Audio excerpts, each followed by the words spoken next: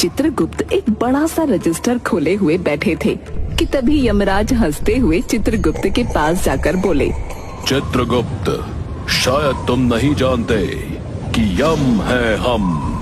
मैं अच्छी तरह से जानता हूँ यमराज कि यम है आप। तो फिर मुझे पृथ्वीवासियों को बार बार बताना क्यों पड़ता है? यमराज, आप इस वक्त पृथ्वी पर नहीं बल्कि आकाश में हैं।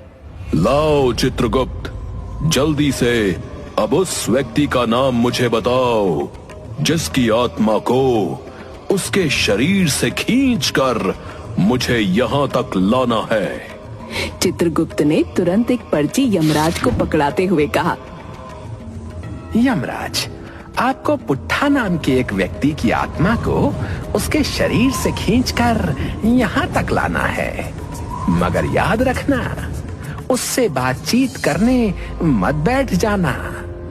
क्यों? क्या वो भी गेंदा सेठ की तरह बहुत खाता है क्या? नहीं यमराज, गेंदा सेठ अगर भोजन खाता है तो पुट्ठा सिर्फ दिमाग खाता है। उसे भूलने की बीमारी है। मुझे डर है कि कहीं आप उसकी बातों में आकर स्वयं ही को ना भूल जाएं। चित्रगुप्त, शायद तुम मुझे जानते नहीं। यम है हम। अभी जाकर पुट्ठा की आत्मा को उसके शरीर से खींच कर लेकर आता हूं।